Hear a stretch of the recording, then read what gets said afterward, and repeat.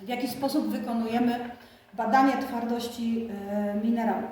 No możemy do tego użyć skali Mohsa. Jest to oczywiście metoda wystarczająco dokładna do badań wszystkich takich mineralogicznych czy petrograficznych, natomiast wymaga ona tego, żebyśmy ze sobą mieli skalę Mohsa. Skala Mohsa, czyli jak już wspominałam przed chwilą, 10 minerałów wzorcowych o konkretnej twardości. No to mamy talk, gips, kalcyt, fluoryt, apatyt, ortoklas, kwarc i nic więcej nie mam. Dlaczego? Ano dlatego, że w standardowej skali Mohsa jest 7 minerałów. Dlaczego? Dlatego, że wszystkie minerały, które mają twardość większą od kwarcu, to są minerały, nazwijmy to niepospolite. Takie, które mogą być wartościowe. W związku z tym zawsze warto je wziąć do laboratorium i przebadać. W jaki sposób wykonujemy badanie przy użyciu skali Mohsa? Otóż badanie opiera się na założeniu, że dwa minerały, które wzajemnie się rysują, mają taką samą twardość. No to sprawdźmy na przykład, jaką twardość ma ten oto minerał, który Wam przed chwilą pokazywałam przy badaniu rysy.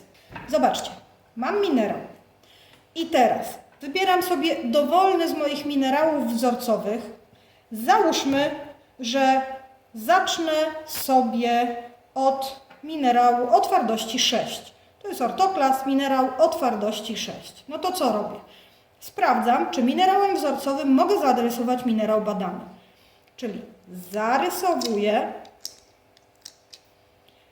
sprawdzam, na palec przecieram, sprawdzam, czy powstaje jakaś rysa. Mam ciemną rysę, ciemny proszek na palcu, to znaczy, że któryś z tych minerałów się zarysował. Który? No to muszę sobie obejrzeć powierzchnię obu. Wydaje się, że ten, bo jest tutaj uszkodzona delikatnie powierzchnia. Skoro ten jest zarysowany, to muszę sprawdzić, czy da się zrobić na odwrót. To znaczy, czy tym minerałem badanym będę mogła zarysować minerał wzorcowy. Muszę na tym minerale wzorcowym znaleźć w miarę równą powierzchnię i znów narożnikiem, no, przy użyciu sporej siły, jak widać, powstał mi proszek, starłam palcem, zobaczcie, powstał mi proszek, on jest ciemny, natomiast po przetarciu tego minerału tutaj nie widać, żeby powierzchnia była naruszona. Z tego wniosek, minerał o twardości 6 rysuje ten, ale ten nie rysuje 6, w związku z tym on ma twardość mniejszą niż 6. No to sprawdzamy w takim razie 5. I znów minerałem wzorcowym, minerał badany.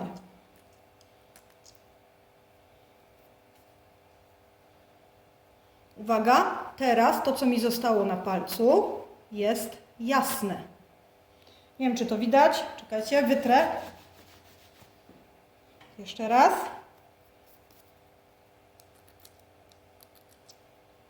Tutaj również.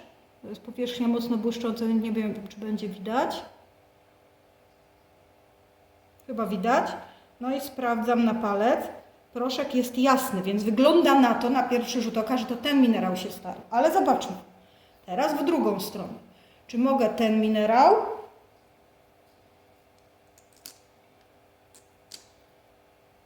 i teraz jak się przyjrzycie, to zobaczcie, że tutaj powierzchnia tego minerału wzorcowego tu jest ewidentnie uszkodzona. Przetrę jeszcze i sprawdzę. Zobaczcie, dalej jest uszkodzona. To nie był tylko proszek. Czyli z tego wynika, że ten mój minerał badany, ten złoty, ma twardość mniejszą niż 6, ale większą niż 5. Czyli ma on twardość 5,5.